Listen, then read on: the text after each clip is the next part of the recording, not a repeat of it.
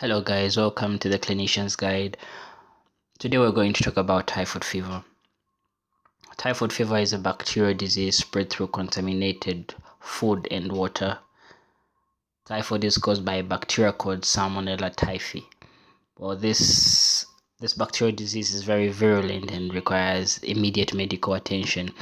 There was this one time when there was an outbreak in a place called Kitwe in Wasakile. The clinicians there missed the diagnosis because it presented a lot like malaria and they did not take time to do the investigations that were needed.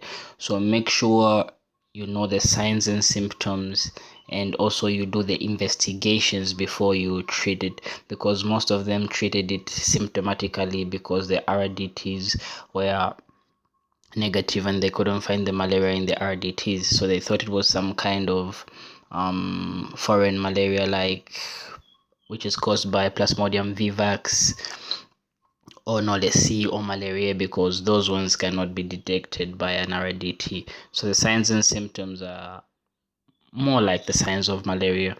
There's weakness, stomachache, diarrhea or constipation, cough, loss of appetite. The fever is mostly greater than 39 degrees Celsius. So like I said, this is a clinician step.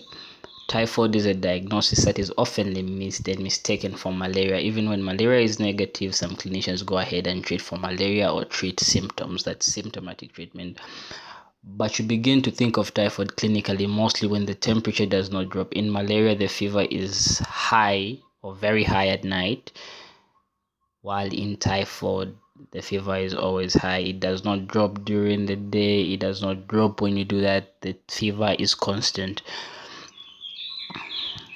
So investigations, you do stool and urine microscopy, stool and urine culture, full blood count. That is not a diagnostic test but a supportive test.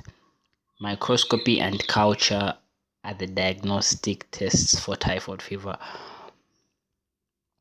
Treatment, we need to rehydrate this patient because mostly they present in a state where they're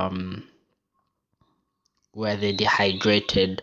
Mostly this can even lead to confusion. Something I did not add here was you might even add same as IV fluids anyway, but don't just give saline, add 5% dextrose. Oral rehydration, antibiotics and penicillins. That's the treatment for typhoid fever. Complications include perforated intestines, bleeding intestines. That's it. Thank you very much for visiting my YouTube channel, my Facebook channel, wherever you got this video. Thank you very much for your support. This is a clinician's guide. Continue supporting us. Shalom.